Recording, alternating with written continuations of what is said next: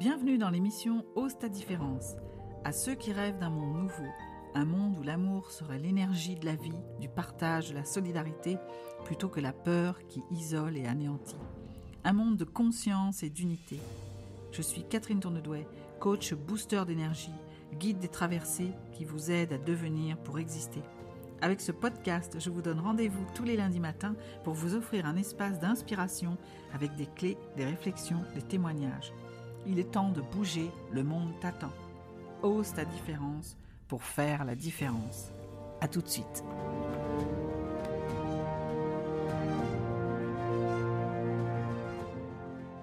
Bienvenue dans ce nouvel épisode de Ose ta différence.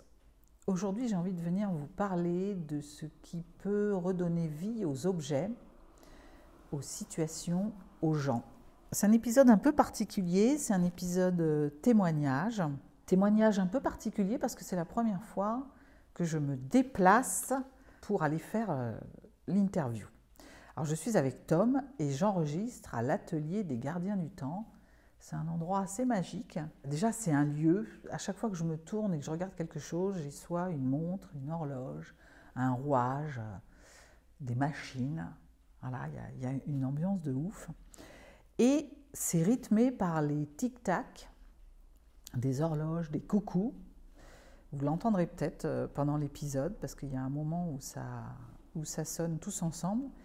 Et aussi par, comme vous pouvez l'entendre certainement, le passage des tramways qui roulent à proximité. Alors Tom, je suis venue le voir un jour à l'atelier et j'ai été attrapée en fait. Attrapée, comme saisie d'abord par le lieu, avec, comme tout ce que je viens de vous dire, tout ce que j'ai ressenti. Je suis arrivée dans un atelier un peu hors du temps. J'ai été saisie aussi par l'activité, où j'ai vu des appareils qui, d'après ce que j'ai compris, mais Tom reviendra dessus tout à l'heure, ont été même adaptés et construits par une équipe. Et j'ai vu une activité qui consiste notamment à réparer et à entretenir des objets. Et il y a eu comme une histoire de réanimer des objets qui nous tiennent à cœur. Et puis j'ai été attrapée par Tom. Alors Tom, c'est un entrepreneur, un jeune entrepreneur de 23 ans, animé par une passion qui consiste à... Je vais vous laisser découvrir d'ailleurs quelle est sa passion, mais en tout cas qui se démène pour faire revivre des objets et qui préfère investir dans la qualité et la pérennité de ces objets et qui a à cœur de leur donner une seconde vie. Bonjour Tom. Bonjour Catherine. Bienvenue. Merci. Alors moi j'avais envie que tu nous parles un peu de... On va aborder tout un tas de choses. Mais déjà, peut-être tu peux nous expliquer ce que tu fais ici. C'est quoi une journée au Gardien du Temps ? Je dirais que les journées ne se ressemblent pas, déjà pour commencer. Le matin quand j'arrive, on commence par regarder les pendules qui sont en observation. Donc si tu veux, c'est quand on fait une révision, donc un entretien. Comme on fait un entretien, naturellement la pendule va prendre de l'avance parce qu'on va lui enlever ses jeux. Au fur et à mesure du temps, la pendule va prendre du jeu et donc va prendre du retard et va finir par s'arrêter. Nous, notre job, c'est d'enlever le jeu qu'il y a dans les pendules et donc de la remettre comme elle était à la base. Et donc forcément, comme la pendule a été réglée d'une façon, elle va prendre du retard dans la journée. Et donc nous, notre métier, c'est de faire l'entretien et de la régler. Donc quand on la rend au client, il a juste à la poser dans la boîte de la comptoise ou si c'est un carillon, la mettre au mur. Et puis il profite de la révision que l'on a faite et il profite que sa pendule fonctionne correctement, quoi. Et donc une fois qu'on a fait tout ça, après la journée commence. On ouvre la boutique et puis les clients viennent pour nous apporter différentes choses à réparer. Donc nous on touche à tout ce qui donne l'heure, donc réveil, tout ce qui va être horloge, donc comptoise, carillon, œil de bœuf, pendule de Paris aussi, donc c'est des petites pendules de cheminée. Après, nous, donc on est associé avec un copain, on a fait une spécialisation, ça s'appelle un CQP, c'est un certificat de qualification professionnelle. Et donc notre point fort, c'est que notre spécialisation nous a permis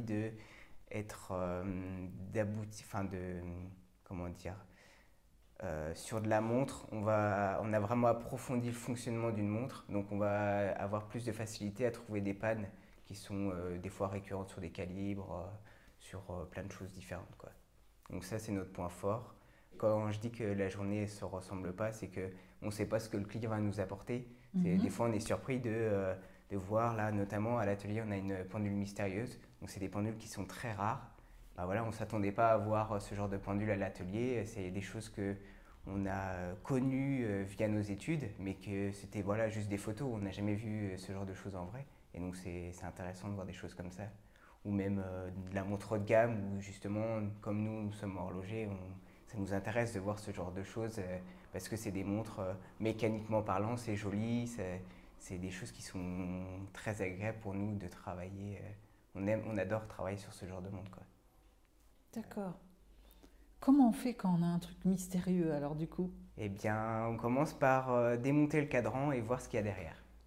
Et après, ben, je dirais que la logique est toujours la même, mais ce qui est mystérieux, c'est quand on regarde la pendule, en fait, généralement pour les puristes ou même des personnes lambda, entre guillemets, qui connaissent rien à l'horlogerie, dans la logique, le balancier est toujours en bas du cadran. Parce que le balancier, il a besoin, du coup, il fonctionne avec la gravité terrestre. Donc, dans la logique, le balancier est toujours en bas du mécanisme. Parce qu'il transmet son mouvement vers le mécanisme. Et donc là, sur la pendule mystérieuse, c'est l'inverse. C'est-à-dire que le balancier est en haut, il est tenu par une petite statuette en bronze, et le cadran est en bas. Et donc, comment le mouvement se transmet?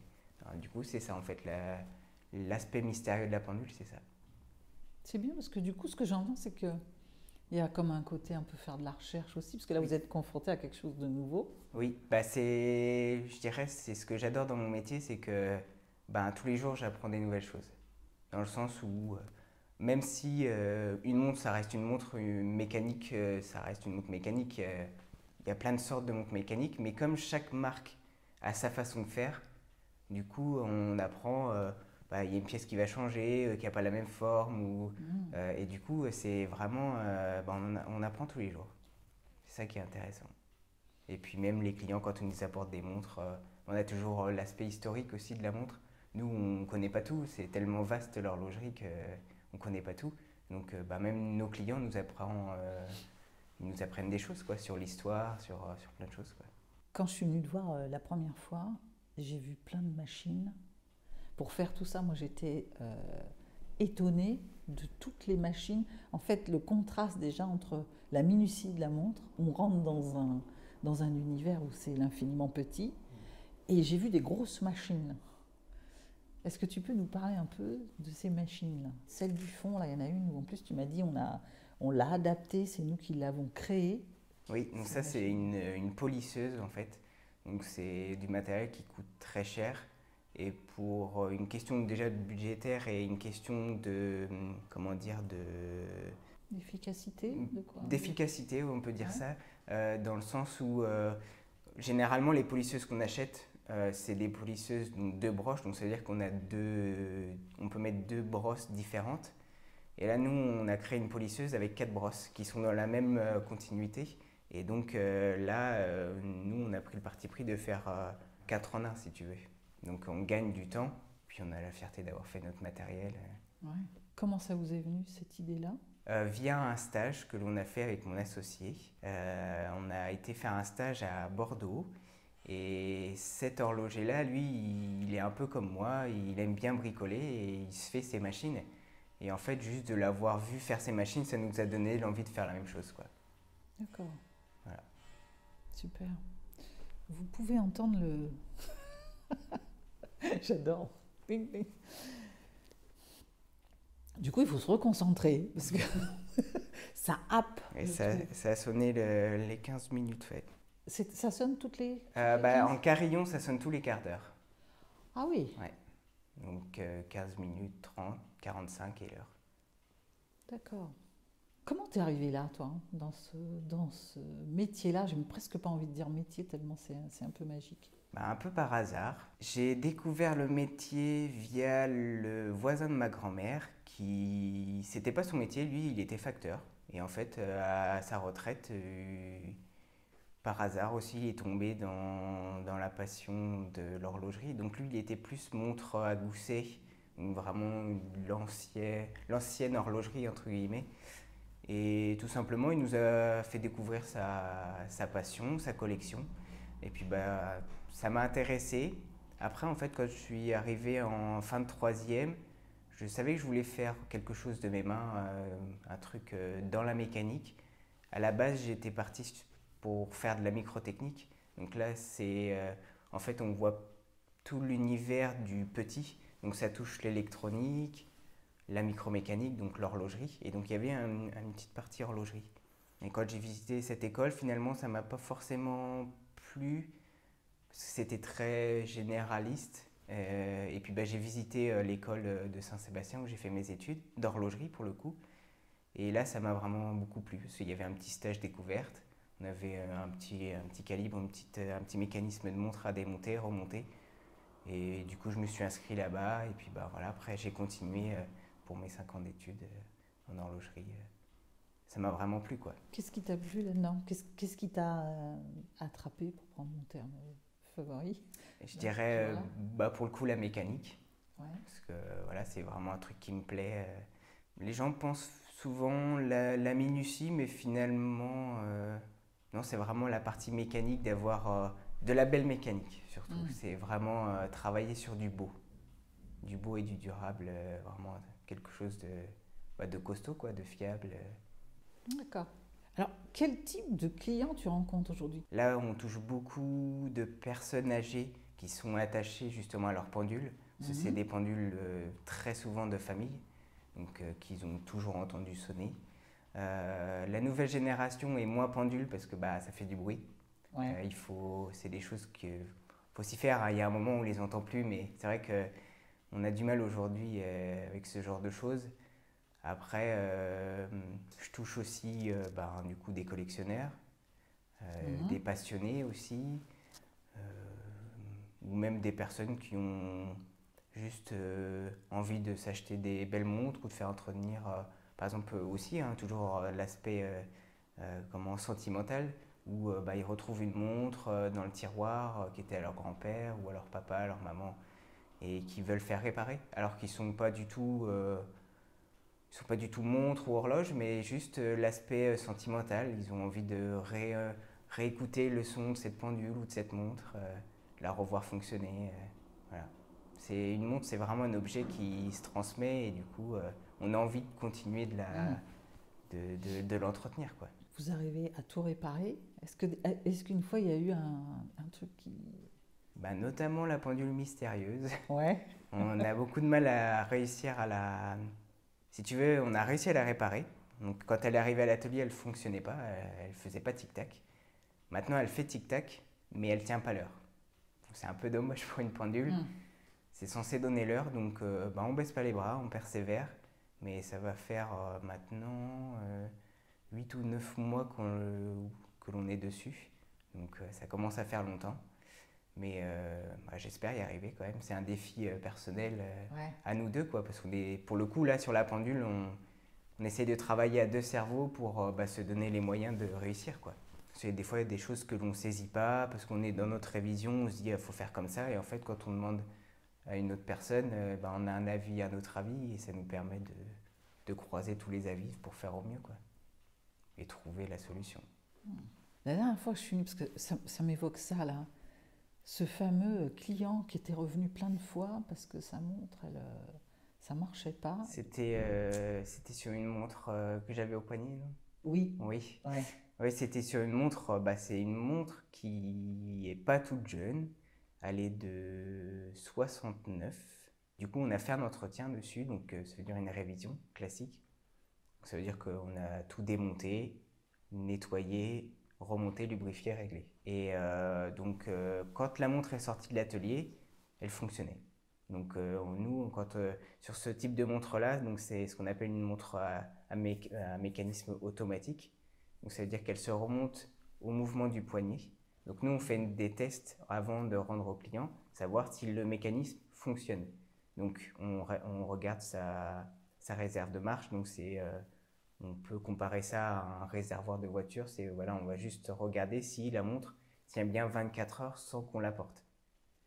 Donc on fait ces tests-là, on fait un test justement au porté. Donc on a des simulateurs de portée, ce qui permet du coup de mettre la montre sur le simulateur et de voir si elle se remonte automatiquement justement. Donc on a rendu, tous les tests étaient OK, on l'a rendu au client et les clients en fait est revenu 3 ou 4 fois en me disant que ce que j'avais fait ne fonctionnait pas. Donc j'ai pris la montre sous garantie, j'ai regardé, pour moi rien de spécial, je refais mes tests et tout est OK. Cette personne-là est à la retraite et j'en conclus qu'en fait il ne bouge pas assez, il la porte pas assez souvent pour qu'elle se remonte automatiquement et c'est pour ça qu'il pense que la révision n'a pas été bien faite. Ouais. Et puis ce que j'entends là, c'est qu'il y a ce que vous pouvez faire de la réparation et après il y a ce que moi, quand je pars avec l'objet, ce que j'en fais, comment je... Là, en l'occurrence, il faut bouger parce que si ça bouge pas, ça se recharge pas. Mais c'est aussi comment moi je participe à bien l'entretenir. Oui. Tu disais tout à l'heure, c'était une montre ancienne, 69. Du coup, je me dis, c'est quoi? Il y a une différence. Quelle différence entre les mécanismes d'aujourd'hui et ceux d'hier? Alors là-dessus, en fait, sur cette montre-là, je parlais qu'elle était ancienne dans le sens où ce mécanisme a la réputation de pas forcément bien vieillir. Dans le sens où, comme c'est un chrono, il y a plein de roues et plus il y a de roues, plus il va y avoir d'usure, si tu veux. Et donc ça, il faut le prendre en compte. Ça veut dire que quand nous, on va faire un entretien, on prend en compte ce genre de choses. Je vais prendre l'exemple d'une montre à coque. Donc c'est les premières montres qui sont arrivées sur le marché, entre guillemets. C'était des montres que l'on portait sur chaînette. L'exigence qu'on va avoir sur cette montre-là, c'est que si elle prend plus ou moins 10 minutes par jour, on est très content. Alors qu'aujourd'hui, sur des montres mécaniques, on va être à plus ou moins 3 secondes par jour. C'est la norme. Donc tu vois, il y a une grosse différence. Ça veut dire qu'on ne peut pas demander, même à une pendule, on ne peut pas lui demander à être à la seconde. Parce que il y a de l'usure qui rentre en jeu, il y a plein de facteurs, comme par exemple le changement de température. Ouais. Si tu veux, avant, l'organe régulateur, donc ce qu'on appelle un spiral, il était fait d'un acier qui se dilatait plus ou moins avec la chaleur. Aujourd'hui, on utilise des matériaux, grâce à la technologie, qui ne se dilatent plus. Donc on arrive à avoir une très très bonne précision. Donc là, la montre de 69, c'était des matériaux qui n'étaient pas forcément... C'est une très bonne montre, hein, mais des matériaux qui s'usaient peut-être plus vite que d'autres. Et c'est pour ça qu'elle a la réputation de ne pas très bien vieillir. Elle fonctionnait très bien. Et justement, j'étais surpris du réglage qu'elle avait. C'est certainement une montre qui n'a pas été beaucoup portée, justement. Et on a le problème en plus de... Comme c'est une marque qui existe toujours, mais ça a coulé, ça a été repris. Enfin, elle a eu plusieurs péripéties dans sa vie, cette marque. Du coup, on ne trouve plus de pièces sur ce genre de montre. Donc tout de suite, c'est un défi quoi, de réussir à trouver les pièces et puis de faire au mieux pour le client. Quoi. C'est un peu comme les voitures de collection. C'est exactement pareil. Et on se compare beaucoup à l'automobile, justement. Il y a beaucoup de liens. C'est intéressant, parce que ça me faisait penser à la relativité du temps. Tu me racontais ta journée tout à l'heure. Qu'est-ce que tu préfères faire dans ta journée? Qu'est-ce que je préfère faire? Trouver la panne. C'est ce que j'adore faire. Ouais. On m'apporte une montre ou une pendule, on me dit il y a ça qui ne fonctionne pas. Alors il y a des pannes qui sont récurrentes, hein, qu'on connaît par cœur. La pendule elle est arrêtée, on ne va pas plus loin, on sait que c'est très certainement une révision à faire. Mais des fois il y a des pannes où on me dit, par exemple la pendule, elle sonne 10 coups à 5 heures. Bizarre. Et aux autres heures elle ne le fait pas. Donc c'est des pannes où on se dit, tiens, d'où ça peut venir? Et donc c'est ça le truc, chercher d'où ça vient. Donc on fait plein de petits tests, c'est ça que j'adore faire. Et qu'est-ce que tu aimes le moins? Faire des choses, ce qu'on appelle le SAV rapide. Donc ça va être des choses sur des montres modernes, où c'est des échanges mouvements par exemple, où si tu veux, on nous apporte une montre quartz, donc c'est très souvent comme ça, où le mécanisme à l'intérieur est fichu. On peut faire un entretien sur des montres quartz, mais quand on voit le prix que nous on achète le mécanisme, on préfère faire un échange mouvement. Donc ça veut dire qu'on met du neuf plutôt que de réviser. Et ça, c'est ce que je préfère le moins faire. C'est des choses bateaux où on a la montre, on l'ouvre, on enlève le mécanisme, le cadran, les aiguilles, on prend le mécanisme neuf, on remet le cadran, les aiguilles, et puis on remboîte, quoi. Voilà, c'est des choses, c'est pas très intéressant. Tu parlais d'autonomie, ça me fait penser à ces nouvelles voitures où il y a beaucoup d'électronique, on change le bloc. Hier, on patouillait. Ouais, c'est un peu pareil. Ouais. C'est aujourd'hui, comme c'est des choses qui coûtent pas cher, on préfère changer, quoi. Économiquement, pour nous, c'est plus viable. Alors qu'à contrario, je prends toujours l'exemple d'une montre quartz. Quand on achète une montre quartz de marque, c'est beaucoup plus rentable de faire la révision plutôt que d'acheter le mécanisme parce qu'il coûte beaucoup plus cher. Puis même, c'est des choses qui sont révisables, si tu veux. C'est pas du jetable. Il y a plein de marques aujourd'hui où ils mettent un mécanisme, ils savent très bien que ça va être jeté. Que dans des marques, on met des mécanismes qui sont réparables et où on a de la pièce, où on a... Voilà, c'est une philosophie en fait de chaque marque. Tom, tu parlais tout à l'heure, c'est moi qui disais ça, que j'avais été attrapée aussi par les gardiens du temps. Tu peux me raconter comment vous avez choisi ce nom-là ? Eh bien, on voulait faire un jeu de mots. On aimait bien l'idée d'avoir un jeu de mots pour avoir une identité. Du coup, quand on a voulu créer la société, on sortait du Covid, on était encore un peu en confinement. Et on a fait une réunion Zoom avec toute la promo dans laquelle on était en horlogerie. Puis on a débattu sur plusieurs noms. Et c'est un ami qui d'un seul coup dit vous êtes deux, pourquoi pas s'appeler les gardiens du temps. Et voilà, c'est venu comme ça, naturellement. Et puis du coup, ça fait référence à vraiment les gardiens, comme on est un atelier avant tout de réparation, avant de faire de la vente. C'est beaucoup plus évocateur. On est les gardiens des montres, des pendules. Donc on garde le temps, quoi, finalement. Quelle belle mission. Oui. Et du coup, c'est bien que tu parles de ça, parce que du coup, je peux rebondir là-dessus. Tu dis, comme on est plutôt sur la réparation, de ce que tu m'expliquais, c'est que vous avez choisi de vous réorienter plutôt sur la réparation et de faire moins de ventes. On a toujours pour souhait de faire de la vente parce qu'on aime quand même le rapport avec les clients et puis c'est vraiment un plus de faire de la vente. C'est vrai qu'avant, en fait, quand on s'est installé, quand on a ouvert, donc il y a 1 an, on vend que du neuf et à l'emplacement où on est, c'est pas l'idéal, si tu veux. On a des concurrents, des collègues qui font la même chose que nous, qui n'ont pas de la réparation. Donc nous, on aimerait être vraiment identifié comme réparateur et du coup de faire de l'occasion. Donc c'est pour ça qu'on se recentre maintenant sur de l'occasion. Donc c'est faire de l'achat-revente ou du dépôt-vente, dans le sens où un client nous apporte une montre qu'il aimerait se séparer, on lui rachète. Nous, notre boulot, ça serait donc de la restaurer, de la rendre jolie et puis de la revendre dans la foulée.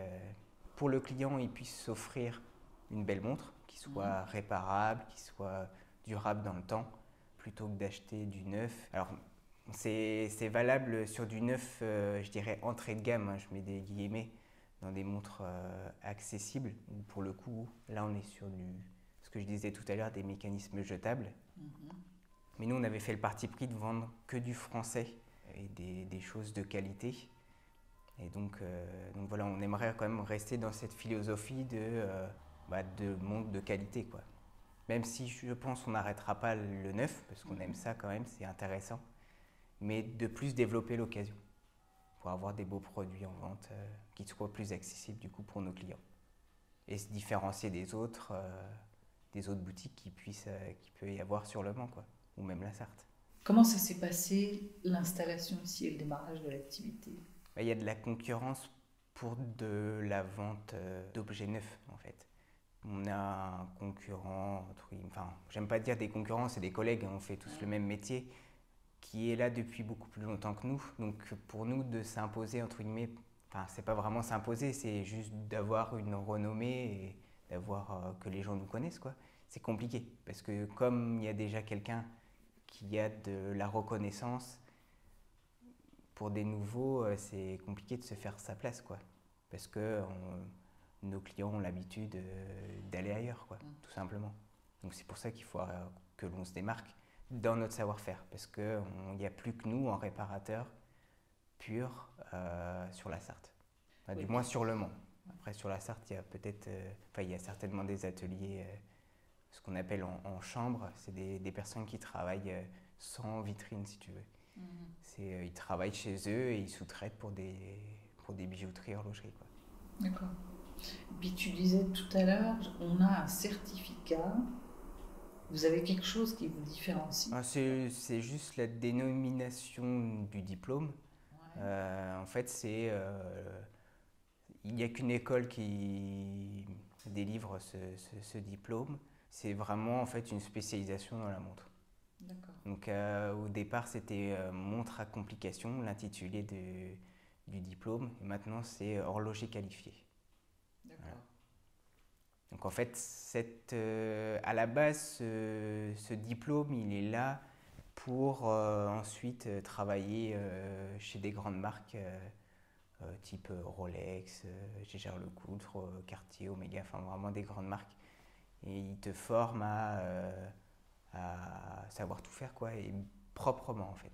Parce que quand on apprend le métier d'horloger via un CAP et ensuite un BMA, on t'apprend à faire plein de choses, donc de la révision, tout ça, mais on t'apprend pas forcément la rigueur à ce que ça soit nickel, propre, qu'il n'y ait pas une poussière ou une petite tache d'huile. On te l'exige, mais si tu veux, ils sont vachement moins durs que quand on a été en CQP, où là, c'était vraiment qualité sortie de manufacture. C'est vraiment, on t'apprend à avoir une rigueur extrême, quoi. Et c'est hyper intéressant. D'où l'orientation grande marque, le luxe, où là, ça souffre pas d'avoir un petit truc ou un objet. Enfin, faut être vraiment. On paye la qualité, quoi. On paye peut-être la qualité des matériaux, ça c'est sûr, mais on paye aussi le savoir-faire horloger. Parce que ces grandes marques-là, c'est du montage, donc on est certifié. Enfin, ça dépend en fait des marques, mais il y a certaines marques de très haute gamme. C'est l'horloger, il est là et il fait le montage du mécanisme de A à Z. Que d'autres où ça va être du montage et là on est affilié, enfin on est attribué à une certaine tâche et on fait que ça, quoi. C'est un tapis, ça arrive devant toi, puis tu fais la tâche que tu as effectuée. En fait, c'est pareil, c'est des philosophies, chaque marque a sa façon de faire, mais le CQP, ça nous permet, en fait, si tu veux, sauter des étapes, dans le sens où tu n'as pas besoin de justifier que tu sais faire. Si tu as le diplôme, c'est que tu sais faire, et du coup, ça te permet d'aller directement dans des secteurs, ce qu'on appelle le secteur SAV, où on va faire ce que l'on fait nous à l'atelier, quoi. On n'est pas obligé, normalement, en fait, la suite logique, c'est tu sors du diplôme, on t'attribue à une tâche, et on voit si tu es bon, et tu montes en grade si tu veux. Moi, ce que ça m'évoque, c'est que si on pose la question de c'est quoi les gardiens du temps, c'est offrir finalement la rigueur, l'excellence du luxe à la réparation. Je viens à l'atelier, je vais avoir un service avec des personnes qui sont qualifiées. C'est ce que l'on a envie de faire passer. C'est ce que je te disais la dernière fois. Nous, notre souhait, c'est aussi de dépoussiérer un peu l'image de l'horloger que souvent on a dans l'inconscient, de se dire l'horloger il travaille dans le noir, sur son établi, avec une petite lumière, où c'est un peu le bazar. Souvent c'est l'image que l'on a de l'horloger. Et aujourd'hui c'est plus le cas. Justement à l'école on apprend à faire les choses proprement, à être organisé, d'avoir ce que l'on a là, une salle blanche. Donc ça veut dire on n'est pas au summum de la salle blanche. Normalement, il faut avoir... c'est quoi une salle blanche? Une salle blanche, ça veut dire que du coup, on doit avoir des blouses antistatiques pour éviter l'électricité statique, mettre de l'électricité statique dans la montre ou sur les pièces. On doit avoir de l'air contrôlé, travailler en chaussons par exemple, de pas... Parce que là, si tu veux, comme on accueille les clients, on est tout le temps en train de faire des va-et-vient, donc on ramène des poussières dans l'atelier. Et donc les poussières sont toujours volatiles et potentiellement ça peut aller dans le mécanisme de la montre. C'est des choses que l'on apprend, c'est toujours la rigueur en fait, de faire les choses bien, proprement. Et nous, c'est vraiment ça qu'on a envie de vraiment montrer, la nouvelle image de l'horloger.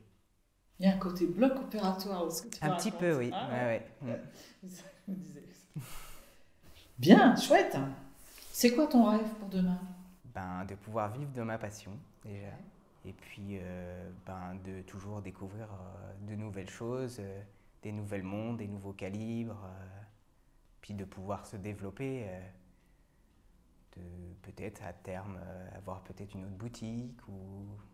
Ouais, tu me parlais d'un souhait d'avoir une boutique plus en centre-ville. Oui, pour justement faire que de la vente peut-être et rester un atelier là où on est actuellement, même à continuer d'accueillir les clients, mais vraiment pour du coup de l'horlogerie plus comptoise, des choses comme ça, parce que les montres on peut les récupérer n'importe où si tu veux. Si on a un atelier, enfin si on a une boutique en hypercentre, on réceptionne et on l'emmène ici. Qu'une pendule c'est déjà plus compliqué parce qu'il faut prendre la voiture, enfin voilà c'est du déplacement. Donc rester quand même ouvert quand même à la clientèle pour des choses bien spécifiques. J'ai envie de te poser une dernière question. Tu m'as fait part un peu, là, tu me racontais un petit peu, tu disais je vive de ma passion hein, parce que c'est une activité qui se lance et que au début on est face à pas mal de choses pour pouvoir se lancer et qu'il y a eu des moments plus ou moins simples. Oui. Mais tu m'as dit, mais j'ai envie de continuer, tout ça. On s'accroche, oui. Qu'est-ce qui te donne envie? Qu'est-ce qui te pousse comme ça à vouloir continuer? Parce que c'est une création, c'est notre petit bébé, quoi. On a envie que ça marche, tout simplement. On a à cœur que les gens nous disent ah, on est content de vous avoir trouvé, c'est un métier qui... En fait, ce qui me dérangerait d'arrêter, c'est comme il n'y a plus d'horloger, que va devenir les montres ou les pendules que du coup on ne pourra pas avoir en réparation. Comme c'est un métier qui se perd, ça me rendrait triste quoi, de ne pas pouvoir réparer ce genre de choses, quoi. D'entretenir, c'est dommage. Bon, il y aura toujours quelqu'un d'autre pour nous remplacer, mais comme on est de moins en moins, pour prendre exemple, un ancien horloger qui est venu nous rencontrer, il me disait que dans les années 60, 50 ou 60, il y avait 60 horlogers sur Le Mans. Et maintenant, il n'y a plus que nous, quoi. Ça fait... Et pourtant, il y a de la demande. Gardien du temps. Et gardien de la pérennité. Ouais. Puis c'est un métier qui est en nous. Hein. Moi, comme mon collègue, on adore ça. On vit aussi pour ça, pour l'horlogerie. C'est des choses qui nous plaisent, quoi. Merci Tom. Merci à toi. Je remercie Tom de m'avoir fait confiance et d'avoir osé se livrer au micro de Ose ta différence. Et je vous laisserai comme d'habitude avec une question pour vous faire réfléchir. Que pouvez-vous faire là, tout de suite, demain, après-demain, pour retrouver l'horloger en vous? Ce qui vous anime vraiment, ce dont vous rêviez enfant, ce qui vous a fait battre le cœur, vous avez mis de côté parce que vous pensiez que ce n'était pas possible. Cette passion, ce rêve qui vous fait vibrer. Bonne semaine, à la semaine prochaine.